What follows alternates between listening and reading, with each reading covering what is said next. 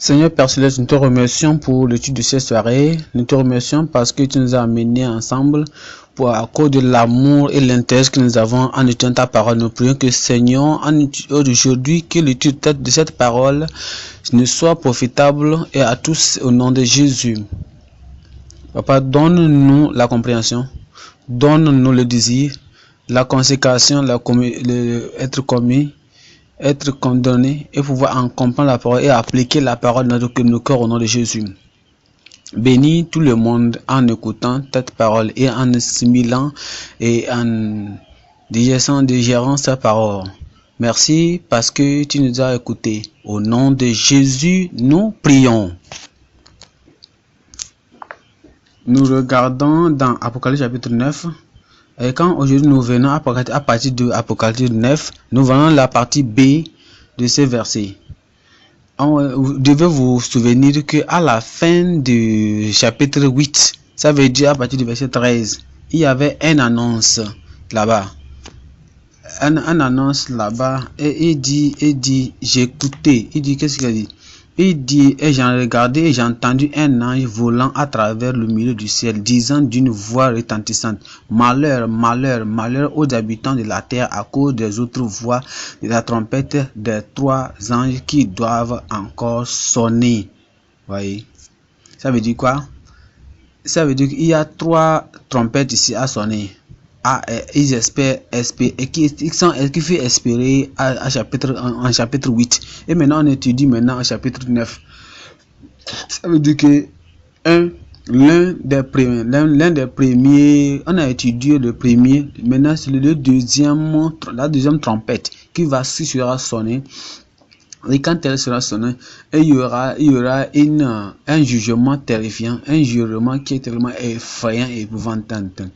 Je veux que vous notifiez quelque chose dans ce verset 8. Quand on dit que dans ce chapitre 8, le verset 13, et on dit malheur, malheur, malheur aux habitants de la terre. Quand la Bible dit comme ça, surtout dans le livre de Révélation ou bien Apocalypse, on parle des gens qui se sont laissés, des gens qui furent laissés sur cette terre. On parle des gens qui restent sur la terre, les habitants de la terre, les habitants qui restent sur la terre, ces habitants qui furent laissés au sein, les habitants, les vivants, qui restent sur la face de la terre, les gens qui sont laissés derrière, ils vont passer la grande tribulation. Et ce que nous étudions maintenant, ça se réfère à des gens qui vont passer la grande tribulation dans Apocalypse 3 verset 10. Apocalypse chapitre 3 le verset 10. On va voir qu'on dit parce que tu as gardé la parole de ma patience et je te garderai aussi l'heure de la tentation laquelle viendra sur tout le monde pour éprouver ceux qui demeurent sur la terre, les habitants de la terre. Et chapitre 6 verset 10 maintenant, chapitre 6 verset 10, il dit et elle criait d'une voix retentissante disant, jusqu'à quand, ô Seigneur saint et véritable, ne juges-tu pas et ne venges ceux qui demeurent sur la terre? Ce sont les saints qui sont sur la terre, ceux qui ont parti au ciel. Et c'est après après l'enlèvement. Ils ont souffert la persécution jusqu'à ce moment. Ils se sont martyrés, on les a tués et ils sont maintenant au ciel. Ils prient à Dieu, disant, Seigneur, les gens qui sont sur la terre, les gens qui sont sur la face du ciel, Seigneur, il faut les visiter avec vengeance, parce qu'ils ont tué les gens. Ils ont Apocalypse 12 verset 12 verset 12 maintenant. 12 verset 12, il dit par conséquent, réjouissez-vous, vous cieux, ceux qui demeurent en eux. Malheur aux habitants de la terre. Il y aura un malheur, il y aura la souffrance, il y aura le chagrin sur ceux qui seront restés sur la terre, parce qu'ils sont en train de passer un moment difficile. Ça veut dire que le moment de la grande tribulation, et la grande tribulation faisant, et ils vont souffrir de la mer, car le diable est descendu vers vous étant en grand courroux, parce qu'il sait ce qu'il n'a qu'un cours mauvais. On parle de malheur, le malheur qui va arriver. En ce moment, les croyants ne seront pas sur cette terre. Ça se réfère à des gens les gens qui ne seront pas sur cette terre, les gens qui ont quitté. Apocalypse 17, 1 et 2. Apocalypse chapitre 1 et 2, et on va en 18.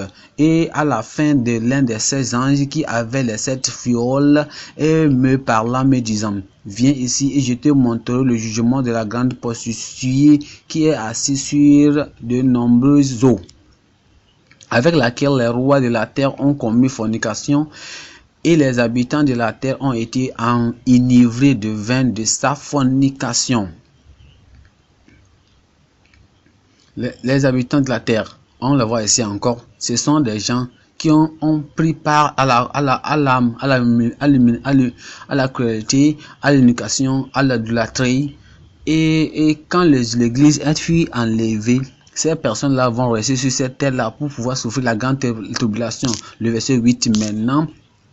Et la bête que tu as vue était et n'est pas, et elle s'élèvera de la fosse sans fond, et ira à la perdition, et ceux qui demeurent sur la terre dont leurs noms n'étaient pas écrits dans le livre de vie.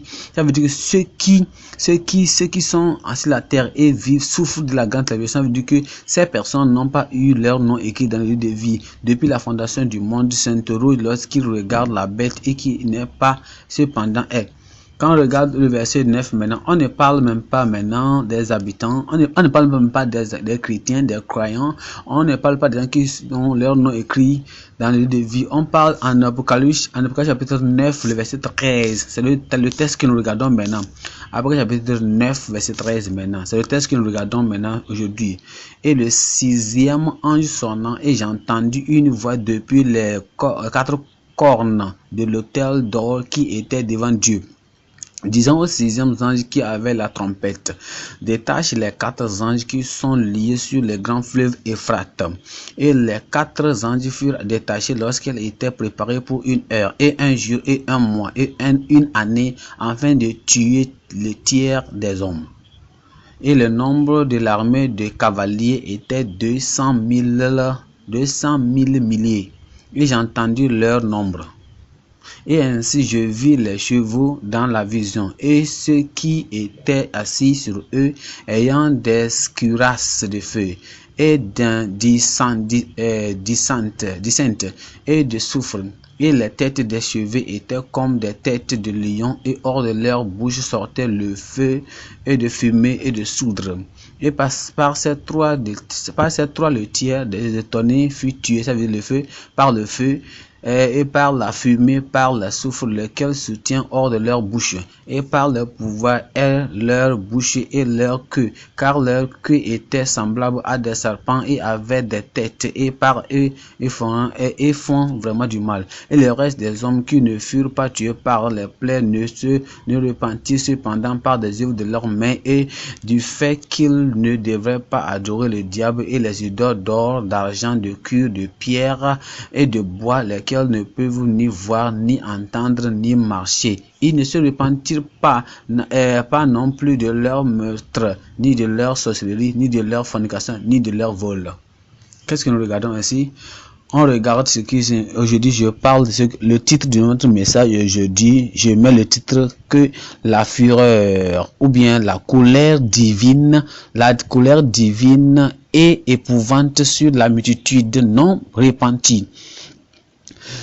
La colère divine est épouvante sur la multitude non repentie. Ça veut dire non repentite. Ça veut dire que quoi? Le 6e trompette, le 6e ange a parlé. Il a parlé et il a commencé. Il dit que ceci là en autant opportun. C'était pour donner que quelque chose va arriver.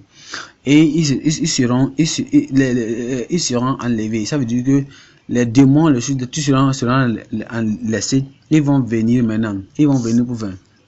On voit on parle de 2000. Le nombre de l'armée de cavaliers. Et quand vous avez 1000, quand vous avez 1000, on a 3 zéros. Quand on a 1000, on a 1000. Quand on a milliers, ça veut dire quoi? On a maintenant 300 milliers cavaliers. 300 milliers cavaliers. Et c'est 300 milliers cavaliers là, 300 000 milliers cavaliers, ils sont mystérieux. Ils amènent le feu, ils amènent de quoi, de soudre, ils amènent de fumée et de leur bouche ils amènent quoi, le feu et de fumée et même de soudre. Ils amènent de feu, de leur bouche ça amène ça veut dire que quoi, ils amènent de quoi, de l'enfer, parce que de leur bouche sortent quoi, le feu, fumée et en même temps quoi, soudre. Ça veut dire qu'ils amènent l'enfer sur la terre, sur les gens qui sont sur la terre.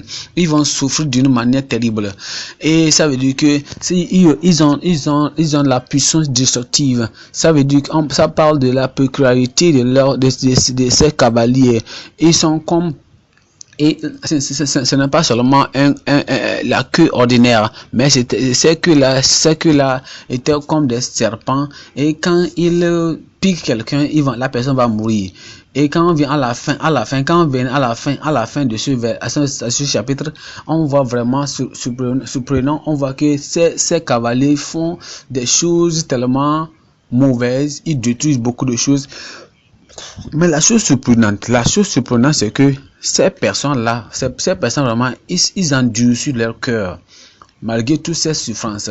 Regardez au partir du verset 20, il dit, et le reste des hommes qui ne furent pas tués des plaies ne repentirent cependant pas des œuvres de leurs mains, et ne plus devaient pas adorer le diable et les idoles d'argent. À partir de à partir du verset 21, il dit, ils ne se repentirent non plus pas, et leur maître, et leur sorcellerie. Voyez, le jugement viendra. De plus le jugement vient, de plus souffrance, de plus la souffrance, l'idolâtrie, de plus souffrance, la chagrin qui était versé sur eux, la couleur de Dieu versée sur eux, la punition versée sur eux. Depuis, ils endurcissaient leur cœur, l'abomination, ils continuaient à faire le mal. Je prie que toi, tu ne sois pas en ce moment, sister, au nom de Jésus. Je divise le message en 3 parties. Premier point, je parle de la déclaration d'une guerre mortelle contre les pécheurs non repentis. La déclaration d'une guerre mortelle contre les pécheurs non repentis. Point numéro 2 maintenant, la mort et la damnation des pécheurs non repentis. La mort et la damnation des pécheurs non repentis. Point numéro 3 maintenant, les activités endurcies des pécheurs non repentis. Les gens qui ne sont pas repentis, leur travail, leurs activités, leurs faits. La déclaration, point numéro 1 maintenant, la déclaration d'une guerre mortelle contre les pécheurs non repentis. On regarde maintenant Apocalypse chapitre 9. Quand on regarde Apocalypse chapitre 9 maintenant, on regarde à partir du verset 13 maintenant. À partir du verset 13, et le 6e ange sonna, et j'ai entendu une voix depuis les 4 cornes de l'autel d'or qui était devant Dieu. Regardez quand vous voyez ceci là, vous allez voir, ça nous parle de ce qui se passe au ciel maintenant. Et au ciel, Jean a vu, le bien-aimé Jean a dit quelque chose. Il y avait 4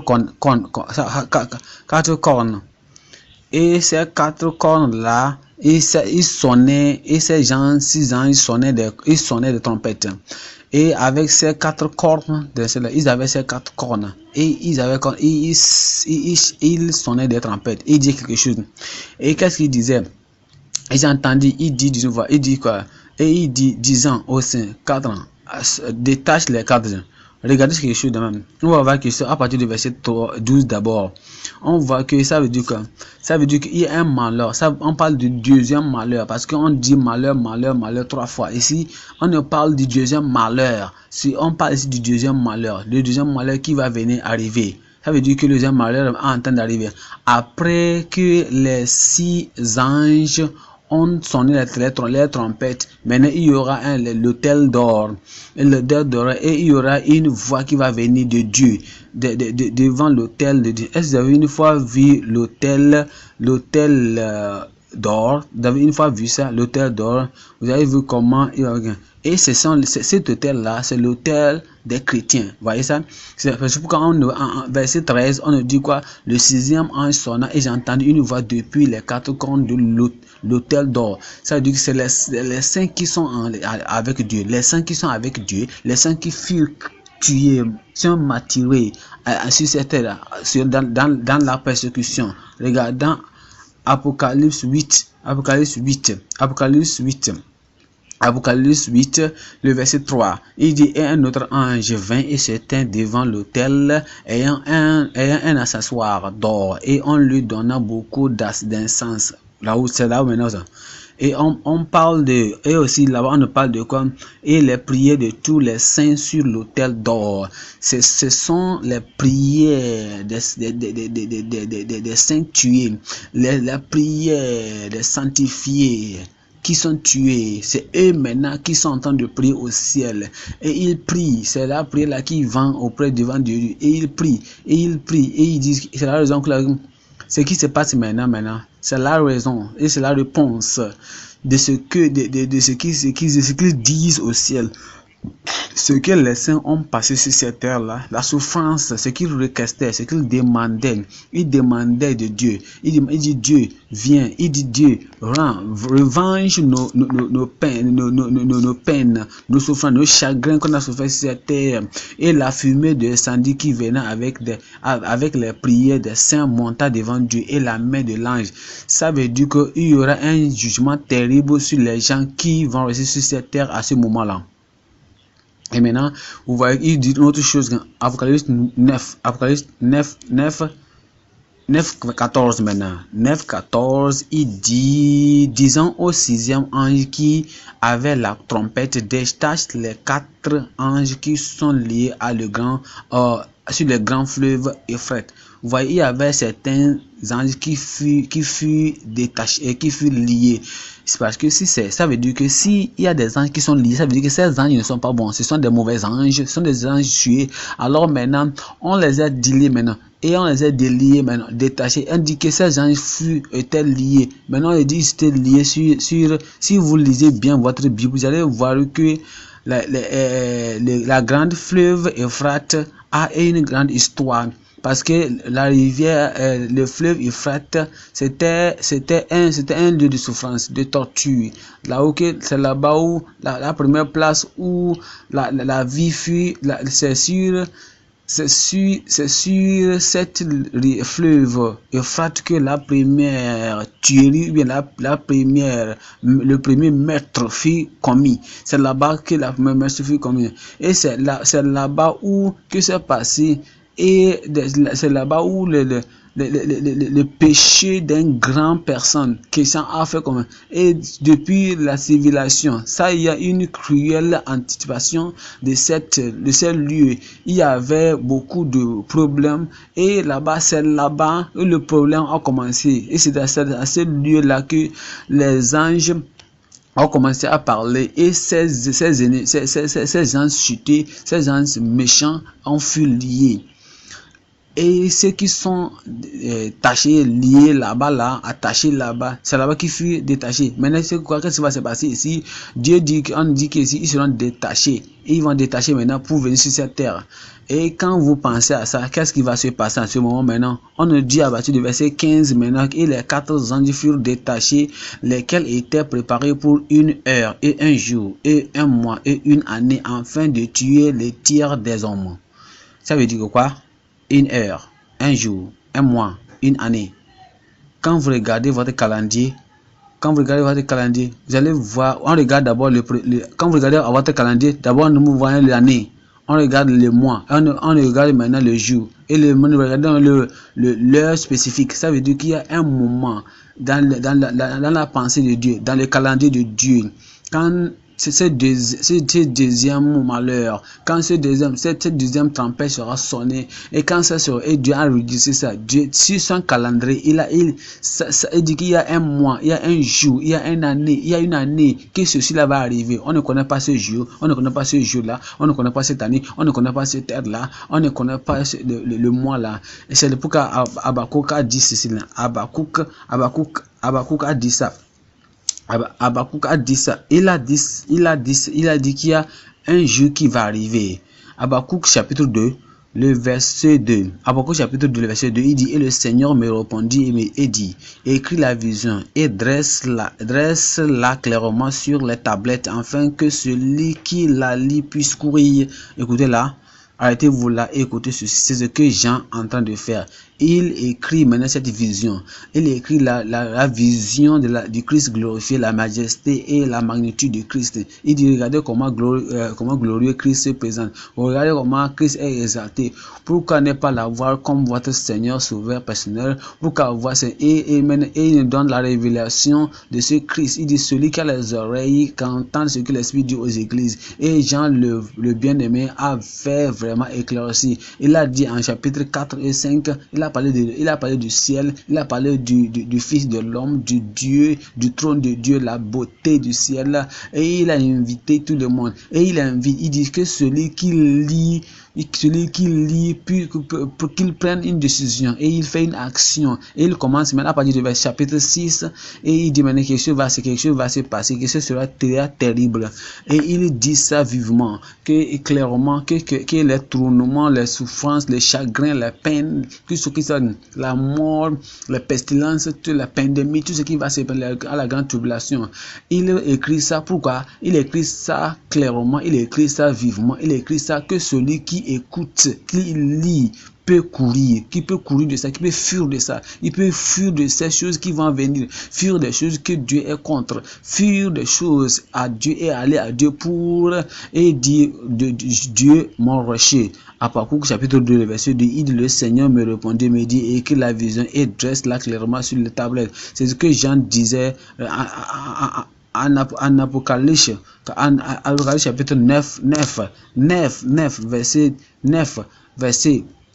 Et il parlait de quoi? Il parlait de la même chose. Il dit une année, jour, mois, semaine, et c'est la même chose qui va arriver. Et il a dit, écoute cela, et ne fais de ce qui est mauvais. Il viendra, Christ viendra, et il ne va pas tarder. Apocalypse chapitre 9, le verset 15, le moment opportun. Il y a un moment opportun pour le jugement. Il y a un moment opportun pour le jugement, du jugement sur ce monde. Les gens qui ne vont pas écouter Dieu. Vous devez prendre note. Quand vous lisez ceci, vous devez prendre décision que vous n'allez pas marcher d'après les pas de Satan, les pas du diable. Acte.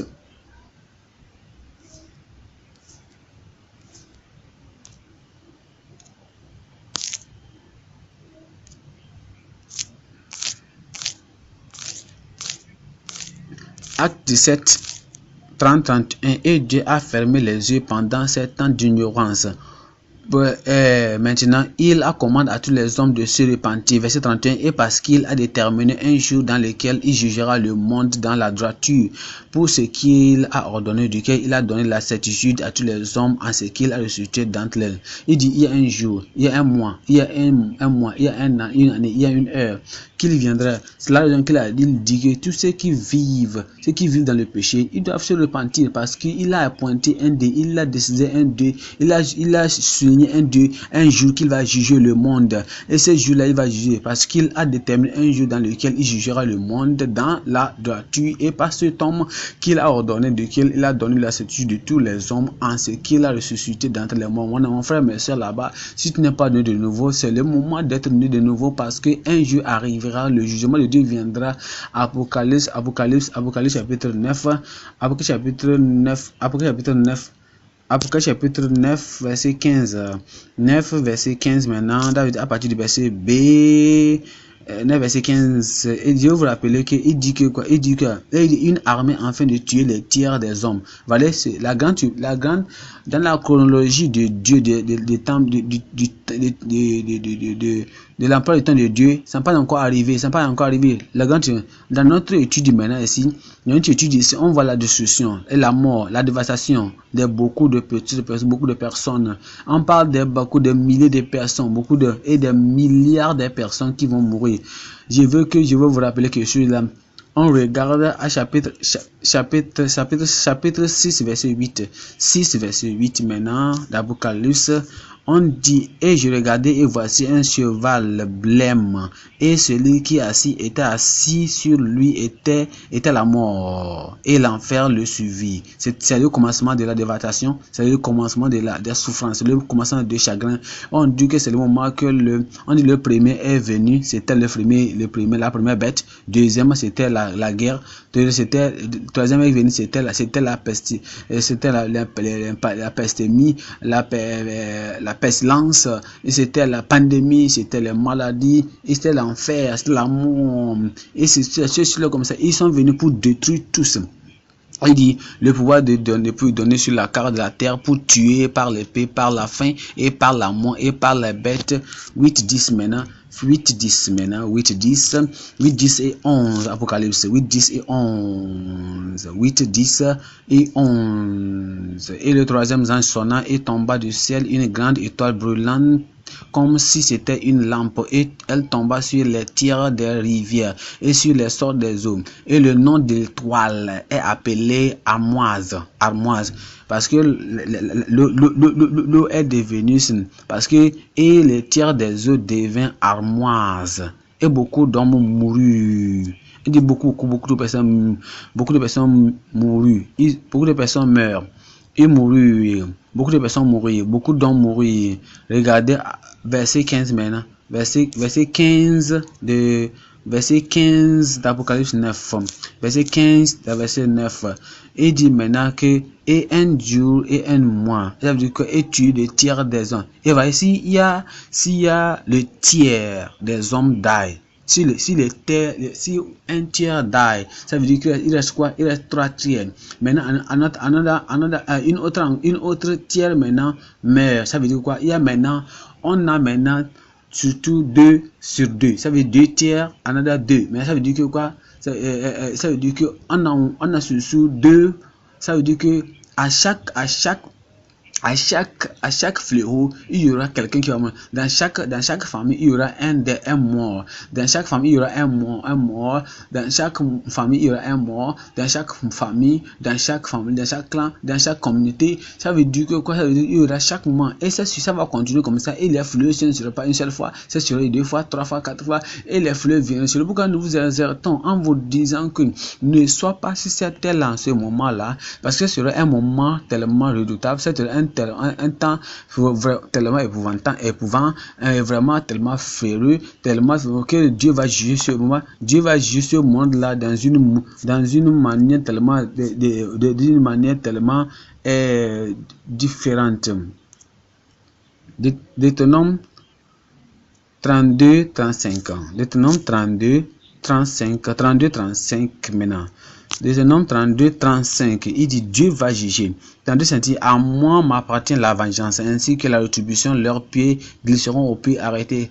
Et car le jour de leur calamité est à la portée de main, et les choses qui doivent leur arriver se hâtent, à cause de leur rébellion, à cause de leur rétrogradation de Dieu. Et dans Deutéronome chapitre 32 verset 31, car leur roc n'est pas comme notre roi, et nos ennemis eux-mêmes sont injustes, car la vigne est de la vigne de Sodome et des champs de l'or de Gomorrhe. Leurs grappes sont des grappes de fiel, leurs raisins sont des amers, leur vin est le poison de dragon et le cruel venin d'aspic. Cela n'est pas d'amancé près de moi, et c'est l'un parmi eux. À moi appartient la vengeance, ainsi que l'attribution de leurs pieds sera au pied d'arrêter, car le jour de leur calamité est à la portée des mains, et leurs choses doivent être qui doivent leur arriver se hacher. Ainsi, quand le Seigneur jugera son peuple et répandira sa fureur, sa faveur de ses serviteurs, quand il enverra leur pouvoir, le jugement viendra, on prêche la parole de Dieu, et ils vont voir cette relation et cette punition venir. Apocalypse chapitre 9 maintenant. Apocalypse chapitre 9 verset 16. Apocalypse 9 verset 16 maintenant. Il dit 9 verset 16, il dit quoi? Et ça veut dire qu'on parle de quoi? Et le nombre de l'armée de cavalerie était 2000 milliers. Ça veut dire 2000 milliers. Ça veut dire à ce moment opportun, à ce jour, à cette heure opportune, ça va arriver. Et il y aura 200 000 milliers. Et j'ai entendu leur nombre. Ils vont dévaster, ils vont détruire le monde. Et c'est un jugement inévitable. Nahum.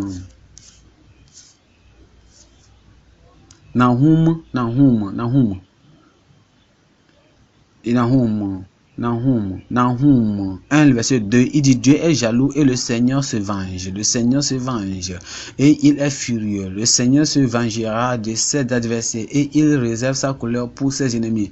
Regardez, ouais, c'est les gens qui font le péché, les gens qui vont passer, tous ceux qui sont en train de faire des choses, les gens qui vont passer la tête de tribulation, les gens qui vont souffrir, toutes ces choses comme ça là, ce sont des gens qui sont les ennemis de Dieu. Ces personnes-là n'ont pas aimé Dieu, ces personnes-là n'ont pas aimé Dieu avant que ceci ne réalise. Ils ont haï Dieu, ils n'ont pas aimé Dieu. C'est à cause de ça Dieu va amener la fureur sur eux. Dans verset 3, le Seigneur est lent à la colère et grand en puissance. Et il n'acquittera pas les coupables. Et oui, ça peut être 20 ans, 200 ans, 200 000 ans. Ça ne veut pas dire que le jugement ne va pas venir. Ça va venir. Ça va venir. Il est lent à la colère, mais il ne va pas dire, qu'il ne va pas excuser le méchant. Mais il va, son jugement va arriver. Ça veut dire, le Seigneur fait son chemin dans le tourbillon et dans la tempête de ces nuages sont les poussières de ses pieds. Verset 6 maintenant. Verset 6, il dit: qui peut subsister devant son indignation? Qui peut demander dans la violence de son courroux? Sa fureur est versée comme un feu et des rocs sont lancés par lui. Qui peut lancer Dieu? Qui peut s'arrêter? Qui peut rester devant la forêt de Dieu? C'est la raison pour laquelle Dieu veut que aujourd'hui, que nous devons faire, que nous ne sommes pas nés de nouveau, que nous devons assurer que nous sommes nés de nouveau, sûrement et urgemment. Si nous sommes nés de nouveau, on doit garder la connaissance, garder la sagesse de Dieu, garder la sagesse de Dieu. On va vivre une vie de justice, une vie de bonté, une vie de santé, une vie de justice, une vie de ce qui est. Et voilà, justice et vivre une vie de santé sans laquelle personne ne verra le Seigneur. Béni soit celui qui sera. On va voir le Seigneur qui va rester dans le grand, qui va rester dans la haute tabernacle de Dieu. C'est seulement la personne qui n'a pas le péché à lui. Quand tu écoutes la parole de Dieu dans ton cœur, tu ne vois pas la grâce de Dieu, tu dis: moi je ne serai pas ici. Par la grâce de Dieu, moi je ne serai pas ici pendant la grande tribulation. Toi aussi tu ne seras pas pendant la tribulation. Et il faut faire, quand tu écoutes la parole de Dieu, tu te préserves de ne rester dans le péché, de ne pas entrer le péché, tu es purifié, tu es sanctifié. Maintenant, tu gardes toi, tu maintiens toi de ne pas entrer le péché encore. C'est pourquoi Hébreux 10 maintenant, Hébreux 10 maintenant, il dit si nous péchons délibérément, si nous souffrons vraiment, si nous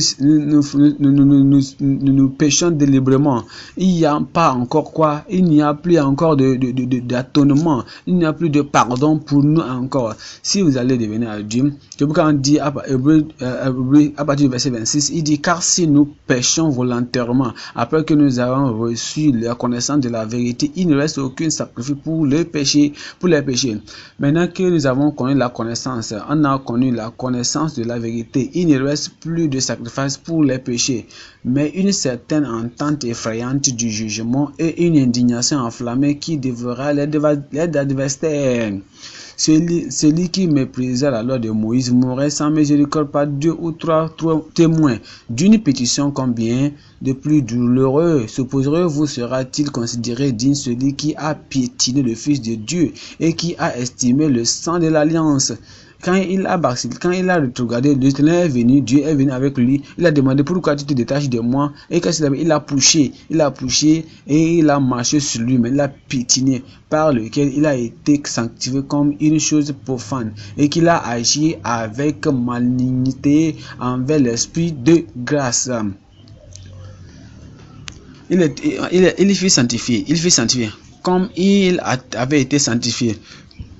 Mais il trouve ça là, il voit comme la scientifique, comme quelque chose qui n'est pas que profane. Le sang de Jésus, je n'ai pas compris ça. Le sang de Jésus, je n'ai pas écouté ça.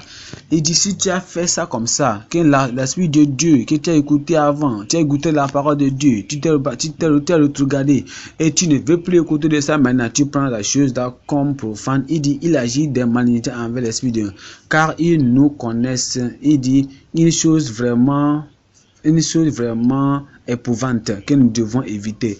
Je prie que tu ne veux pas rester voir la condamnation de Dieu à venir. Point numéro 2, la mort et la damnation des pécheurs non repentis. Apocalypse 9, 17. Apocalypse 9, verset 17. Maintenant, il dit, et ainsi je vis les cheveux dans la vision de ceux qui étaient assis sur eux, ayant des cuirasses de feu et d'incense et de soufre, et des têtes des cheveux étaient comme des têtes de lions, et hors de leur bouche sortirent feu et fumée et soufre. Parce que par ces trois, le tiers des hommes fut tué par le feu, et par la fumée, et par le soufre.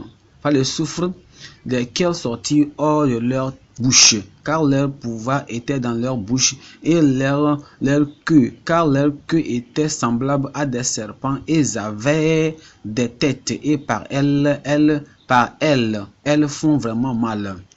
Et voilà, ces chevaliers, ceux qui ont aussi en train de conduire ces chevals, c'est encore on regarde ces chevaliers. Les chevaliers, la description de ces chevaliers, on dit quoi? Quand on regarde les soldats romains, et voilà qu'ils ont tous les têtes, tous les chevaliers, ils ont couvert de masculins, ils ont beaucoup de choses, tout ça pour te dire, si tu jettes quelque chose, pour que si tu jettes quelque chose, ça ne veut pas les blesser. Mais ces chevaliers ici là, quand on les voit danser sur ces chevals ici, ces chevaliers là, ils sont différents. On dit que c'était seulement que des soufres, c'était seulement des feux, c'était seulement de l'enfer, c'était seulement de feu, de soufre, de feu, de feu. Comment les gens de ce monde, en ce moment, peuvent échapper. On dit leurs têtes étaient quoi? Leurs têtes étaient semblables, ils avaient des têtes, et par elles font vraiment mal. On dit quoi? Les têtes étaient comme quoi? Les têtes étaient semblables étaient comme des lions. Vous voyez? Elles ont des têtes de lune. Et c'était une damnation. Leurs queues comme des serpents. Et ils viennent pour détruire. Et ça serait une grande guerre. C'est une grande guerre, une grande armée qui vient pour lutter. En ce moment, quand Jean était écrit ça, en ce moment où Jean écrivait ça, Jean n'a pas encore connu ce type d'armée avant. Et c'était une grande armée qu'il n'a jamais vu dans cette vie. Et regardez, il dit que le nombre était comme 2 tiers d'une armée. C'était une grande armée, des grandes armées, vraies armées. Et Jean dit maintenant dans sa vision, il a compté, il dit que c'était 200 milliers. Quand vous comparez ceci, c'est la grande chose qu'il a vue. 200 milliers, 200 millions, 200 millions de milliers. C'était tellement grand, il n'a jamais vu ça. Quelqu'un a calculé ça, veut dire que quand on parle de cavaliers, on dit que si on aligne ces soldats ligne par ligne, on dirait que le soldat qui se tient ici, ma droite,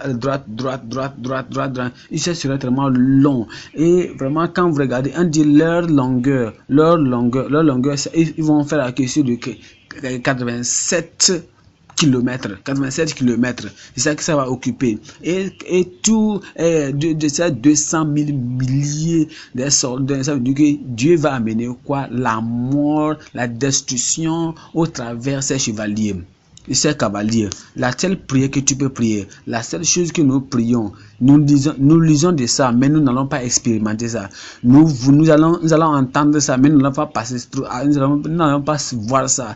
Je vais être près de toi, près de toi, près de toi. Tu mon chemin, tu montes mon trajet de Dieu. Je serai près de toi, près de toi. C'est ça qui va nous aider pour que nous n'allons pas marcher à des choses que nous lisons aujourd'hui. Psaume 11. On voit ici ce feu-là qui est en train de... Psaume 11.6. Psaume 11.6, il dit quoi? Il dit sur les hommes immoraux, il fera pleuvoir piège, feu et soufre et une horrible tempête. Ces choses-là ne sont pas pour les peuples de Dieu. Ce sont les choses et sera pour leur portion de leur coupe. Et quand le Seigneur doit aimer la droiture, voilà. Ézéchiel aussi écrit quelque chose. Ézéchiel 38,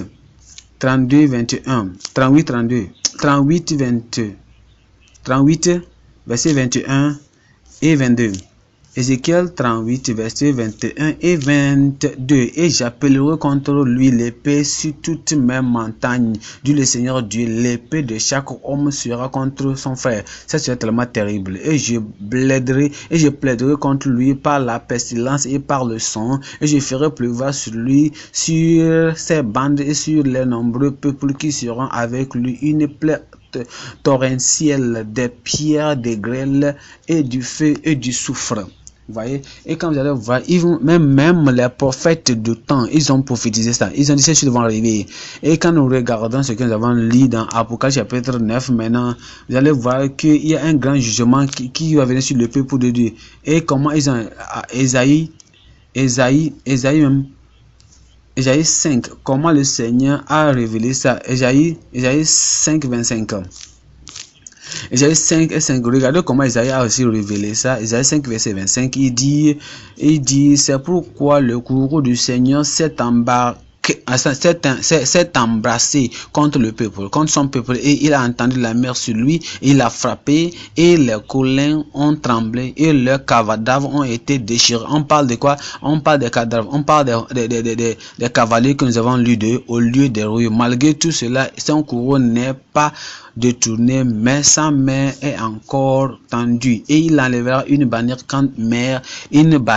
vers les nations lointaines, et il sifflera chacune d'elles depuis les bouts de la terre, et voici chacune viendra promptement et légèrement. Nul ne sera fatigué, nul ne chancera, nul ne sommeillera, nul ne dormira, nul n'aura la ceinture de ses reins déliée, ni le courroux de ses souliers rompus. Tout ce temps que nous sommes en train de lire, on parle, il y a des chevaux, et ces chevaliers, ceux qui sont en train de conduire ces chevaux là, ils ne vont pas, il dit quoi? Quand ils vont crier, il y aura des feux, il y a des soufres, il y aura des feux qui vont sortir de leur bouche. Il n'y aura même pas une machine moderne, il n'y a même pas une machine modernisée qui peut même lutter contre ces cavaliers. Et on dit verset 30, en ce jour-là, ils rugiront contre eux comme des rugissements de la mer. Et si on regarde vers les pays, voici l'obscurité de la douleur, et la lumière est obscurcie dans ces cieux. Et en ce moment-là, beaucoup de personnes mourront. Il nous dit maintenant dans Nahum, on ne parle de la multitude qui va mourir, la multitude qui sera tuée en ce moment, quand la dévastation du jugement de Dieu viendra sur le peuple de Dieu. Nahum 3 et 4. Nahum 3 verset 3 et 4. Il dit le cavalier brandit. Il dit, Nahum 3 verset 3 et 4, le cavalier brandit et l'épée brillante et se lance étincellement, et il y a une multitude de tués et un grand nombre de corps morts et des cadavres sans fin et trébuchent sur les cadavres. on nous dit qu'à cause de cela, la multitude de la prostitution, de la prostituée bien estimée. Il dit à cause de cela, il y avait beaucoup de personnes qui sont mortes. Ça veut dire qu'on nous parle des milliards de personnes qui mourront en ce jour-là. Il y aura beaucoup de cadavres sur la terre. Il y aura beaucoup de personnes, beaucoup d'hommes, beaucoup de femmes, beaucoup de personnes qui seront. On ne verra même pas la fin des morts, des cadavres. Et on n'aura même pas à voir la fin. On n'aura même pas à voir la fin. À cause de quoi? À cause de la multitude des prostituées bien estimées, la maîtresse des sorcières qui vend des nations par ses prostitutions et les familles par ses sorciers. C'est ce que nous avons lu en Apocalypse chapitre 9. Ils ne sont pas repentis de leur idolâtrie. Ils ne sont pas repentis de leur fornication, de la sorcellerie et de la sorcellerie. Ils ne sont même pas. C'est à cause de ces choses-là que le jugement de Dieu viendra sur eux. Voyez ce que les gens du monde pensent maintenant. Il dit que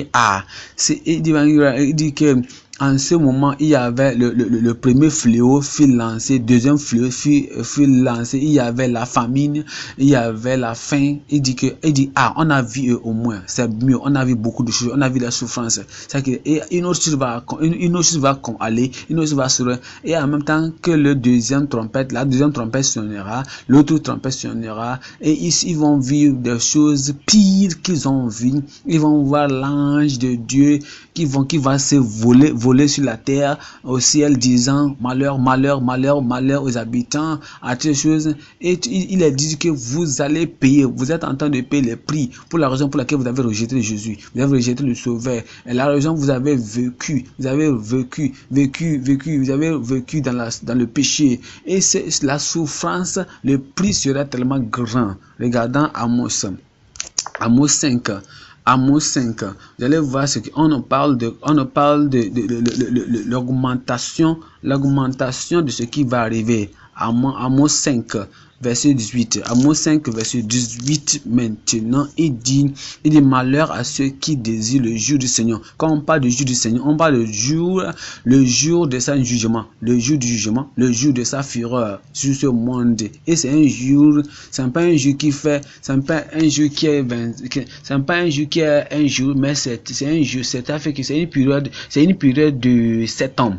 Il dit le jour, et à quoi vous servira-t-il? Le jour du Seigneur est obscurité et non lumière, comme si un homme s'effuyant devant un lion. Les lions entendent jeter les gens et les gens fuient. Et quelqu'un ouvre ou qu'un ours le rencontre ou entrer dans la maison. Ça veut dire que les gens qui vont échapper, à la première à la première trompette, et ils ne vont pas, et ça veut dire qu'ils peuvent être tués à la deuxième sonnée à la deuxième trompette, ou ils peuvent être, et ceux qui vont aussi échapper à la deuxième aussi peuvent être tués le troisième. C'est comme ça va aller. Ça veut dire que personne ne va jamais échapper à cette grande tribulation. Personne ne va échapper. C'est pourquoi Dieu nous dit maintenant, c'est le moment d'être né de nouveau et d'échapper à cette grande tribulation qui viendra. Regardez, il y aura beaucoup de la jugement viendra sur les gens qui ne sont pas dans Romains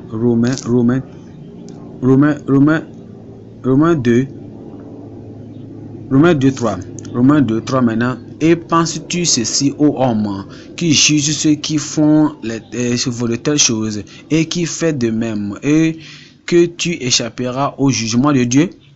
Regardez, quand vous écoutez ces paroles et vous étudiez la parole de Dieu, votre pensée peut être sur les gens du monde, les gens dans le chemin. Et Dieu vous dit, tu crois que toi aussi tu échapperas à ça? Tu sais que les gens qui sont dans le monde, les gens qui sont sur, ils font du mal, ils font des choses terribles et ils ne vont pas échapper. Et le jugement viendra, ils vont souffrir. Et moi, j'ai pitié d'eux. Et Dieu te pose la question. Et toi qui es dans l'église, toi tu es en train de condamner les autres qui sont dans le monde, les pécheurs dans le monde, tu les condamnes. Et toi-même qui es dans l'église, est-ce que tu crois, et tu es sûr que tu vas échapper à cette condamnation? condamnation. Le verset 5 maintenant, il dit quoi? Le verset 5, il dit, mais par sa dureté et ton cœur impénitent, tu accumules de courroux pour le jour du courroux. Le verset 8 maintenant, il dit, mais envers ceux qui sont contentueux et qui n'obéissent pas à la vérité, mais qui obéissent à l'injustice, l'indignation et le courroux. Tribulation et angoisse sur toute âme d'homme qui fait le mal, du juif et d'amour et aussi du gentil. Point numéro 3 maintenant, les activités endurcies des pécheurs, des pécheurs non repentis. Vous voyez, quand on parle des choses, les gens qui seront sur la terre, ils vont dire oui, en ce moment-là, ils vont dire oui. On sait maintenant que l'Éternel maintenant est contre nous et il est en train de juger, il est en train de nous juger à cause des choses que nous avons fait. Mais il dit faut pas, maintenant ça va mieux, il va nous laisser. Mais malheureusement, ça ne sera pas comme ça. Ça veut dire que le jugement de Dieu viendra. Ce qu'on trouve là-bas, ça veut dire qu'ils vont endurcir leur cœur. Est-ce que ça posez-vous la question, est-ce que ceci ne se passe pas? Ça peut être que quelqu'un dans le monde a volé, il a fait quelque chose, et la loi, on l'arrête, les policiers viennent, on l'arrête, les gendarmeries viennent l'arrêter, on l'amène à la prison, on le met en prison avec du labeur. Il sort même de la prison, est-ce que la personne change? Non. Est-ce que la personne ne continue pas? Est-ce qu'il ne continue pas à faire du péché? Il ne continue pas à faire du mal? Mais laissons les gens du monde, on connaît ce qu'ils sont, ils n'ont pas la Bible, ils n'ont pas Christ, ils ne comprennent rien de la voix du Seigneur. Mais même si ils sont punis de leur péché, ils continuent à faire. Maintenant, laissons-les et revenons à nous-mêmes, à l'église. Vous voyez, peut-être que quelqu'un a fait quelque chose, quelqu'un a fait du mal dans l'église et vous le punissez, vous le disciplinez. Est-ce que la personne, et ces personnes qui ont fait du mal et ils sont châtiés, ils sont disciplinés, est-ce que ça veut dire, est-ce que cela veut dire que automatiquement ces personnes vont changer? Non, ils ne repentent pas, ils ne repentissent pas, ils ne se repentent pas. Même vous pouvez les discipliner, vous pouvez les châtier, mais si vous ne faites pas attention, ils vont s'endurcir de plus. Si il y a certaines personnes, et la personne est vraiment un enfant de Dieu, et ça veut dire qu'il ne s'est pas prêté, le diable lui a trompé, et par un petit ignorance, et la personne commet un péché, et vous le châtiez, et maintenant qu'est-ce qui se passe? La personne pleure et se repent. Mais il y a des gens, il y a certaines personnes, d'autres personnes dans l'église, ils préparent, ils planifient, ils programment, ils imaginent, ils organisent de faire le péché. Et quand ils font ça, et quand ils commettent le péché, et quand vous voyez cela, et vous allez auprès de eux, vous leur dites que, oh mon frère, tu es en train de voir la voie de la perdition, ils ne vont pas t'écouter, ils s'en foutent de toi. Et quand ils continuent dans ça, vous les disciplinez, ils ne vont jamais venir dire que je suis désolé, je ne vais le faire encore. Ils s'endurcissent. Et quand ils s'endurcissent comme ça, ils s'endurcissent dans le péché. Et c'est comme ça, c'est la même chose. Et c'est la voie qui amène à la perdition. Et regardez à ça. Apocalypse chapitre 9, chapitre 9, 20, Apocalypse chapitre 9, 20, 21. Et il dit, et le reste des hommes qui ne furent pas tués de ces plaies ne se repentirent pas. Vous voyez, ils ne se repentirent pas. Cependant, des œuvres de leurs mains, ils continuent à adorer le diable. Ils continuent à adorer les idoles. Ils continuent à adorer quoi? Ils continuent à adorer et ils peuvent adorer les diables, les idoles d'or, d'argent, de cuivre, de pierre et de bois. Il dit, ils ne vont pas donner leur vie à Dieu. Ici,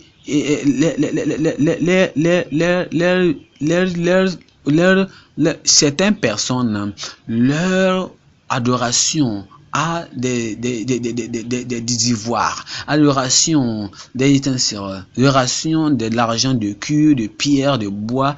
Il y a beaucoup de choses. Ils ne se repentent même pas. Et il m'a regardé le verset 21, est-ce qu'il dit? Ils ne se repentirent même non plus de leur maître. Oui, on parle des gens, on parle de milliers de personnes qui sont en train de mourir. Et on parle de milliards de personnes qui meurent en ce moment à cause de la dévastation et la vengeance de Dieu qui vient sur eux. Regardez bien que toutes ces personnes mouraient et comme les gens qui mouraient n'étaient pas ok, ce n'était pas bien. Ça ne suffit pas comme ça. Les gens qui mouraient dû au feu, à la dévastation, au jugement, au soufre que crachait, le feu que crachait, le feu qui crachait par les chevaliers, ce n'était pas suffisant. Ils continuent à faire le péché. Ils s'endurcissent. Aussi, ils ne se repentirent pas non plus de leur meurtre, ni de leur sorcellerie, ni de leur fornication, ni de leur vol. Voyez, comment vous imaginez, vraiment, comment vous imaginez ceci là, c'est vraiment ceci. Vous l'imaginez, vous avez dit que ceux qui mourraient, parce qu'il y a beaucoup de, ici, les gens ceux qui meurent, vous ne les voyez pas. Et regardez, il y a les gens, milliers de personnes qui sont mortes hier, demain, milliers de personnes, et on a trop même, on n'a même pas le temps à les enterrer, à les ensevelier. Il n'a même pas le temps pour les enterrer, et ils s'endurcissent leur cœur, ils continuent à faire le péché, ils continuent à faire. Regardez la méchanceté des pécheurs, regardez l'indignation des pécheurs, regardez la piété des pécheurs. Ils ne connaissent rien, et tout cela se passe. Au lieu de se repentir, ils s'entendent dans-dessus leur cœur, ils ne veulent pas se repentir. Les gens, ces pécheurs ne veulent pas se repentir. Apocalypse chapitre 16, 8, 9. Apocalypse chapitre 16, 8, 9. Il dit, et le quatrième ange répandit sa fiole sur le soleil, et le pouvoir lui fut donné de brûler les hommes par le feu. Et les hommes furent brûlés par une grande chaleur, et ils blasphémèrent le nom de Dieu, lequel a pouvoir sur les plaies, et ils ne se repentirent pas pour lui rendre gloire. Ils ne peuvent pas se repentir. Regardez, c'est pourquoi on ne peut pas dire que on ne peut pas dire que si je ne me même, je ne me repens pas maintenant, quand le moment, si l'enlèvement se passe et les gens vont au ciel et moi je n'ai pas pu le faire, je serai le premier à se m'arrêter, à rester ferme pour ne pas faire le péché. Qui veut te dire, tu ne peux jamais te mettre sur ça, tu ne peux pas t'assurer sur ça, parce que tu ne fais pas attention en ce moment-là. Ton cœur sera endurci. Si ce n'est pas ceci-là, pourquoi aujourd'hui le pasteur prêche? Pourquoi l'homme de Dieu prêche aujourd'hui? Pourquoi aujourd'hui tu écoutes la parole de Dieu? Pourquoi aujourd'hui les gens autour de toi, tout le monde tourne à Dieu, tout le monde se repent, tout le monde, les mauvaises personnes, les mauvaises personnes, vous n'êtes même pas emprisonnés, mais vous ne voulez même pas vous repentir. Comment quoi? Et tu ne t'es pas repenti? Tu as endurci ton cœur. Comment tu vas croire qu'en ce jour où il y a les douleurs, il y a les souffrances, aujourd'hui tu n'as pas de souffrance, tu n'as rien et tu ne vas pas te repentir. En ce jour où il y a des souffrances, il y a les douleurs, il y a les persécutions, il y a la dévastation, il y a les douleurs, en ce moment-là, tu vas dire que tu vas te repentir. Tu ne peux être jamais sûr. Aujourd'hui, c'est pourquoi la parole de Dieu nous appelle. Repends-toi et viens avec Dieu et repends-toi. Appelle au nom de Dieu aujourd'hui. Celui-ci, ce n'est pas une première chose. Ceci-là, ce n'est pas une première fois que les gens endurcissent leur cœur. Non, il y avait beaucoup de choses qui se passaient, beaucoup de choses sont arrivées. Il dit, ils ne vont jamais. Ce n'est pas la première fois que les gens ont endurci leur cœur. Ceci est arrivé déjà dans l'Ancien Testament et ils se sont endurcis leur cœur. Regardons Jérémie 5, verset 3. Jérémie 5, verset 3. Regardez ce qu'il dit. Ils se sont endurcis leur cœur et dit, ô Seigneur, tes yeux ne sont-ils pas sur la vérité? Tu les as frappés, mais ils n'en sont pas affligés. Voyez, tu les as consumés, mais ils ont refusé de recevoir la correction. Ils ont reçu leur visage plus dur qu'un rocher. Ils ont refusé de retourner. C'est pourquoi je disais, certainement, ceux-ci sont pauvres, ils sont insensés, car ils ne connaissent pas le chemin ni le jugement de leurs dieux. Verset 5 maintenant, ils m'eniraient vers les grands hommes et je leur parlerai car ils ont connu le chemin du Seigneur et le jugement de leur Dieu. Mais ceux-là ont entièrement brisé le joug et rompu les liens. Jérémie a dit, je suis parti auprès de l'un. Ces personnes-là sont insensées, ils ne sont pas intelligents, ils n'ont pas écouté ce que tu as dit, mais je vais aller aux autres qui sont sages, je vais leur parler et ils vont écouter. C'est la même chose qu'aujourd'hui. Le verset 6 maintenant, il dit, c'est pourquoi un lion de la forêt les tuera et un loup le soir les dépouillera. Un léopard fera le guet sur les villes. Quiconque en sortira sera mis en piste. mise en pièces, parce que leurs transgressions sont nombreuses et leurs apostats se sont accrus. Quand vous regardez dans Jérémie 44, vous allez voir que ces personnes, Jérémie les a vus. Jérémie a cru que ces gens-là vont changer. Ils veulent connaître la volonté de Dieu. Ils veulent connaître la parole de Dieu. Ils voulaient voir ce que Dieu a pour eux. Et maintenant, éventuellement, Jérémie les a dit.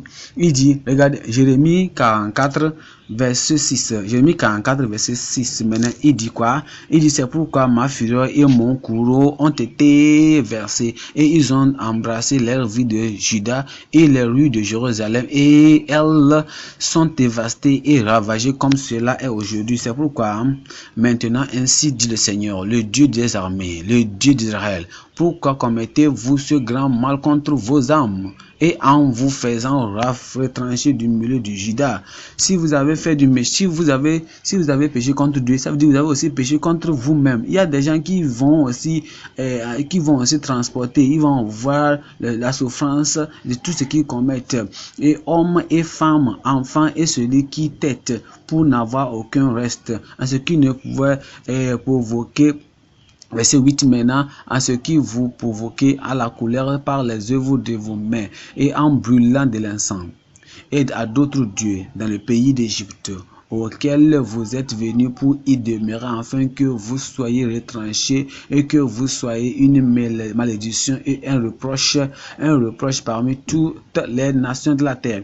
Regardez à partir du verset 11 maintenant, il dit, c'est pourquoi ainsi dit le Seigneur des armées, le Dieu d'Israël, voici je vais dresser mon visage contre vous en mal et pour vous retrancher de tout Juda, et je prendrai le reste de Juda, ceux qui ont dressé leur visage pour aller dans le pays d'Égypte pour y séjourner, et ils seront tous consumés, et ils tomberont dans le pays d'Égypte. Ils seront consumés par l'épée et par la famine, depuis le plus petit jusqu'au plus grand. Ils mourront par l'épée et par la famine, et ils seront une exécration et un étonnement et une malédiction et un reproche. Car je punirai ceux qui demeurent dans le pays d'Égypte, comme j'ai puni Jérusalem par le pays et par la famine et par la pestilence. Si bien personne du reste de Juda qui est venu dans le pays d'Égypte pour y séjourner s'échappera ou restera pour retourner dans le Juda vers lequel ils avaient le désir de retourner pour y demeurer, car un ne retournera sinon les escapés. Alors tous les hommes que savaient leurs femmes avaient brûlé de l'encens et d'autres dieux, et toutes les femmes qui tenaient là, et une grande multitude, et tout le peuple qui demeura dans le pays d'Égypte. Après avoir Jérémie a dit, disant ceci. Regardez ceci, après que Jérémie les a dit que le jugement viendra sur Juda, sur Jérusalem, sur le peuple de Dieu. Et tout ce que vous faites là, ça amène le jugement de Dieu. C'est terrible, et personne d'entre vous ne va jamais échapper. Jérémie pouvait penser que ok, ils vont changer en leur parlant de ce qui va se passer, tout ce qui va changer. Ils n'ont pas jamais changé. Regardez ce qu'on a dit en verset 16, il dit, quant à la parole que tu nous as dit au nom du Seigneur, nous n'écouterons pas. Ça dit quoi? Délibérément, l'endurcissement de leur cœur. Ils ont voulu faire du mal, ils ont continué à dire le mal. Et c'était une chose, quand il a dit que c'est une chose terrible, tu ne sais pas que ceci là, que si vous l'allez dire, tu ne sais pas que ce qu'il est en train de dire c'est mauvais, il s'en fout. Dans 1 Timothée 4, verset 1. 1 Timothée 4, verset 1. Timothée 4, c'est 1 et 2. Ils ont dévié de la voie de Dieu. Ils ont contre la parole de Dieu, ils ont dévié. Ils ont eu le salut avant, mais ils ont eu le salut, ils ont eu la sainteté, ils se sont retrogradés. Ils se sont retrogradés et ils ne sont même pas marchés avec Dieu. Et ils n'ont pas marché avec Dieu.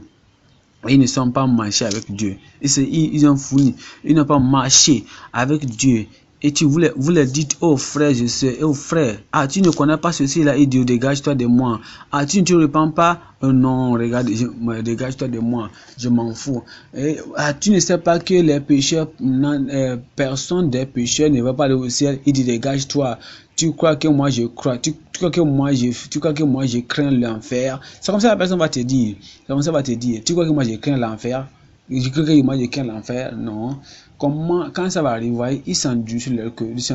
Ils endurcissent leur cœur.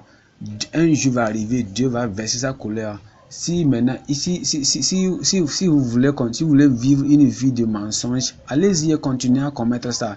Et dans 2 Thessaloniciens. 2 Thessaloniciens 2, 10. 2 Thessaloniciens 2, verset 10. Il dit, avec tous les afflictés d'injustice dans ceux qui périssent parce qu'ils n'ont pas reçu l'amour de la vérité, parce qu'ils puissent être sauvés. Ah, pour ce motif, Dieu leur enverra une forte illusion pour qu'ils croient à un mensonge. Est-ce que vous connaissez les gens qui ont cru à à la vérité avant? On a écouté la même parole ensemble et ils ont cru la même parole que nous écoutons aujourd'hui. Maintenant, aujourd'hui, ils ont décidé de croire au mensonge. Ils ont cru à un mensonge. Pour ce motif, Dieu les a donné une forte illusion pour qu'ils croient à un mensonge. C'est pourquoi Dieu nous dit que nous devons marcher et avoir. Et qu'est-ce qui s'est passé? Verset 12. Afin que tous qui n'ont pas cru à la vérité, mais qui ont pris plaisir à l'injustice. Est-ce que je peux vous dire ceci là? Si vous laissez votre cœur s'endurcir, regardez, un jour le cœur va s'endurcir jusqu'au moment où vous n'aurez jamais vous ne serez jamais le moment pour pouvoir se repentir encore. Faut pas laisser que le commencement, faut pas laisser que votre cœur s'endurcisse. Exode 9, Exode chapitre 9, le verset 6 et verset 6. Et le Seigneur fit cette chose le lendemain, et toute la bataille d'Égypte mourut. Mais le bataille des enfants d'Israël, il n'en mourut pas une seule bête. Et Pharaon envoyait, et voici, pas une seule bête de bataille des Israélites n'était mort. Le fléau est venu, le jugement est venu. Moïse a dit à son peuple, il dit, ça arrive, ça viendra sur les chevaliers et toutes les bétails d'Égyptiens. Mais ça ne va pas tâcher, ça ne va même pas toucher, ça ne va pas toucher sur les enfants. Ça viendra en Égypte, mais ça ne vient pas sur l'Israël. Et qu'est-ce qui s'est passé? Qu'est-ce qui s'est passé? Pharaon est parti, il est cherché pour vérifier vraiment c'est vrai. Il a vu c'était vrai. Ça n'a pas touché personne dans 1 Samuel, et même les Philistins.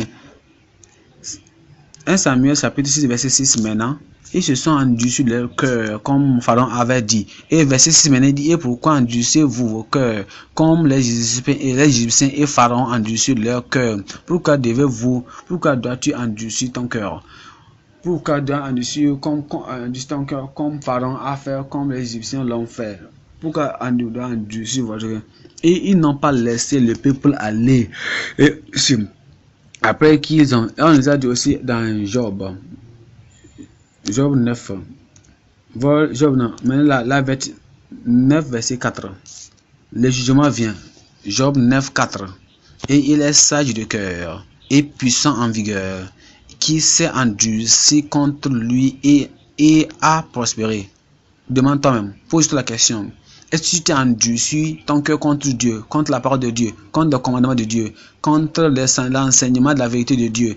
Tu entends d'endurcir ton cœur. Je vais faire ce que je veux faire. Je vais dire ce que je veux. Je vais dire n'importe où. Je vais boire ce que je veux. Je vais avoir l'attitude que je veux faire. Je vais pécher comme je veux. Qui s'est une fois endurci son cœur contre Dieu et a prospéré. Verset 12 et 13. Voici, il n'emporte aucun empêchera qui lui dira, que fais-tu?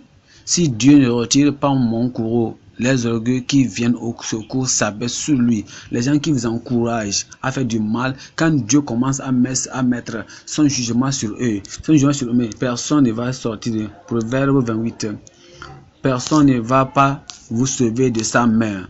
Voyez, si nous endurcissons nos cœurs, le jugement serait différent, ce serait tellement grande, terrible. Proverbe 28, verset 13 et 14. Proverbe 28, verset 14 et 13, 14. Celui qui couvre ses péchés ne prospérera pas, mais quiconque confesse et les abandonne obtiendra miséricorde. Heureux est l'homme qui craint continuellement, mais celui qui endurcit son cœur ne tombera pas. Ici, et vous devez faire quoi? Vous devez Proverbe chapitre 21, Proverbe 29, verset 1. Celui qui étant souffrant et réprouvé endurcit son coup. Celui qui subtilement détruit et celui sans remède. C'est le moment d'aller devant Dieu et de dire: Seigneur, j'ai fait le péché, pardonne-moi. Si vous continuez à faire le péché, vous continuez à pécher jusqu'à la fin et vous endurcissez votre cœur jusqu'à la fin, vous serez détruit, il n'y aura pas de remède. Hébreux 3. Hébreux 3, on parle de châtiment. Dieu est en train de donner Dieu est en train de dire, il juge, il dit mon frère là-bas, et toi, tu es un membre de Dieu, tu es un membre de l'église, il dit prends-toi, il dit frère et soeur, il dit frère, prends sur lui et continue à suivre Dieu et faire ce que Dieu veut qu'il fasse. C'est ça qui est important. Et ne laisse pas personne, quelque chose ne te prenne de la souffrance. Et personne ne soit déçu. Verset 15 maintenant. Verset 15. Et dit, si tu vas écouter ta parole, tu as écouté la parole, n'endurcis pas ton cœur. Ça veut dire que quoi? L'Éternel Dieu maintenant nous appelle. C'est le moment à pouvoir écouter la parole de Dieu et à écouter ce que Dieu dit. Les gens que nous avons lus dans Apocalypse 9, ils ne se sont pas repentis. Ils ne sont pas repentis quand ils ont compris la parole de Dieu. Si la parole de Dieu, si la fureur de Dieu, si la colère de Dieu, si la condamnation, si le jugement de Dieu ne peut pas les toucher pour voir qu'ils changent, mais ils endurcissent leur cœur. Quand dirons-nous aujourd'hui? Aujourd'hui, les gens que tu fais, les choses que tu as fait, et c'est que c'est le péché, c'est le bouquin. Seulement, répands-toi et viens à Dieu, et Dieu va te pardonner, et tu auras le salut, et tu auras le soulagement, et tu auras la récompense, et tu auras la bénédiction de Dieu. Alors, dans le cas contraire, le jour où ça viendra, tu seras grand. Je te pose la question. Est-ce que tu viens à Dieu et tu dis: Seigneur, je me donne à toi. Seigneur, je suis désolé de tous les péchés que j'ai fait. Seigneur, amène-moi dans l'amour de Dieu. Et je ne veux pas être comme... Mais quand tu te tiens, tu endurcis ton cœur, quel que soit l'avertissement, quelle que soit la correction, quelle que soit la discipline, tu ne veux pas prendre ça. Mais il dit, rappelle-toi, souviens-toi, méfie-toi que tu n'endurcis pas ton cœur, parce que le jugement de Dieu viendra maintenant. Lève-toi et allons-nous devant Dieu dans la prière.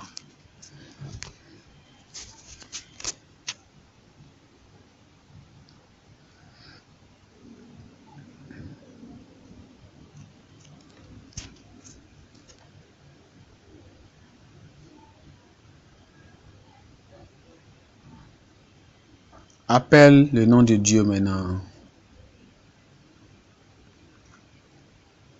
La parole du Seigneur est venue à toi maintenant parce qu'il t'aime. Il ne veut pas que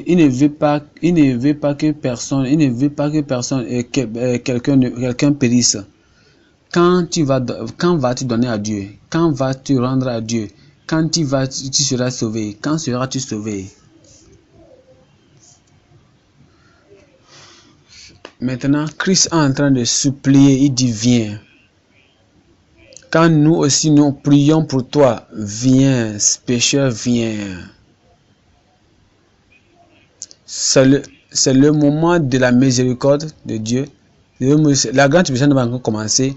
La fureur de Dieu n'a pas encore commencé. La colère de Dieu n'a pas encore versé. Pourquoi ne pas venir à Dieu maintenant? Le Seigneur est en train de te supplier. Il est debout maintenant. Il est en train de cogner à la porte de ton cœur. Faut pas le détourner. Faut pas le rejeter. Il est venu à ton cœur maintenant. Mais bien sûr que toi, tu es détourné, bien sûr que tu as rétrogradé, mais il est devant toi. Il est en train de te prier, il est supplié. Faut pas se détourner de lui. Faut pas le détourner, il faut se détourner de lui. Il est compassionnant et grand. Il a amené la miséricorde et la grâce de Dieu sur toi. Et il est maintenant là au portail de ton cœur. Pourquoi ne pas lui donner ton amour? Où étais-tu? Et tu deviens... Faut pas être sourd à la requête de Dieu. Il est mort pour toi au calvaire. Faut pas le détourner. Faut pas le détourner. Et viens et appelle dans ton cœur. Faut pas laisser que les avertissements, les corrections, l'invitation soient en vain. La supplication de Dieu soit en vain. De Christ soit en vain. Tu as besoin de lui. Cherche le Seigneur pendant qu'il se trouve. Que le méchant abandonne ses mauvaises voies et qu'il cherche le Seigneur et qu'il l'invite en lui. Il faut venir. Il faut pas le détourner. Il est maintenant à ta porte. Il te cherche parce que à cause de l'éternité, parce qu'il veut te sauver. Sans ce salut, tu ne vas pas voir une bonne chose. Il te cherche maintenant. C'est le moment de le recevoir, de lui donner la démission d'un temps vain. Il ne faut pas pécher encore contre lui. Ouvre ton cœur pour lui. Ne te détourne pas de lui. Ne te détourne pas de lui. Il est venu encore dans ton cœur. Bien sûr que tu as fait des péchés, tu t'es détourné de lui. Maintenant, il vient, il t'appelle. Faut pas le détourner, faut pas détourner le pécheur. Faut pas renvoyer le pécheur. Ne renvoie pas le pécheur de toi. Sois sauvé aujourd'hui avant que tu ne partes. Si tu es un rétrograde, reviens-toi maintenant à Dieu. Reviens maintenant à Dieu. Reviens. Si tu es un rétrograde, le Seigneur t'appelle. Il va te restaurer.